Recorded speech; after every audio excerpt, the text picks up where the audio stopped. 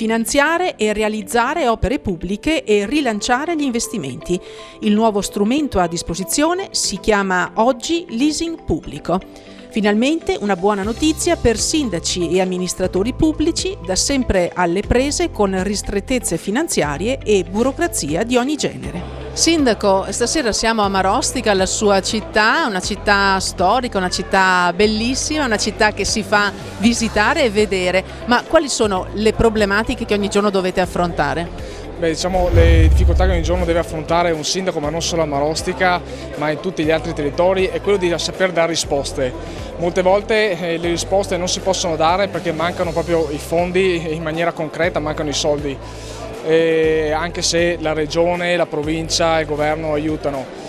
Qui stasera abbiamo la possibilità, attraverso, e devo ringraziare Banca San Giorgio dell'importante contributo che dà alla città, di mettere a disposizione i suoi tecnici per spiegare il leasing pubblico verso le pubbliche amministrazioni. Il leasing pubblico offre le soluzioni nella misura in cui i rischi sono trasferiti dal soggetto pubblico al soggetto privato.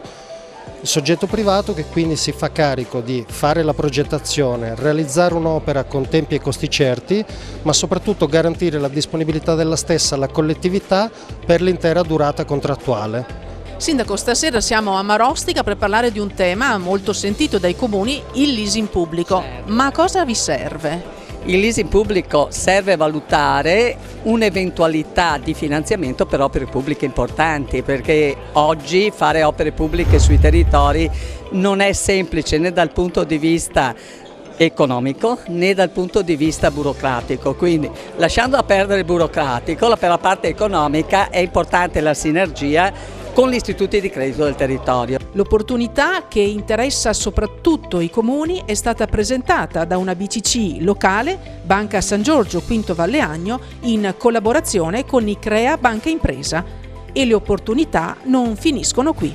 Qual è l'impegno delle banche di credito cooperativo in quest'ambito?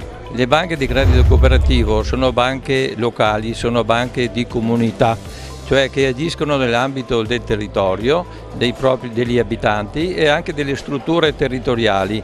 Di conseguenza anche i nostri rapporti con i comuni, con gli enti locali devono essere improntati sostanzialmente alla territorialità, al collegamento con la popolazione, al collegamento con le espressioni locali, cioè dei comuni che sono i sindaci, che sono gli amministratori locali, i consiglieri comunali.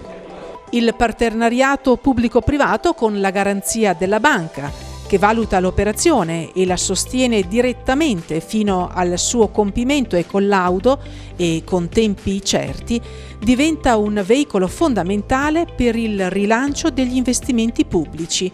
Qual è l'interesse del privato per questo nuovo tipo di finanziamento e di progettualità? Il privato ha la possibilità di realizzare con la banca l'operazione, di montarla dal primo giorno, quindi è un'operazione che è già finanziata e questo supera la barriera all'ingresso che le operazioni di partenariato pubblico-privato tipicamente hanno.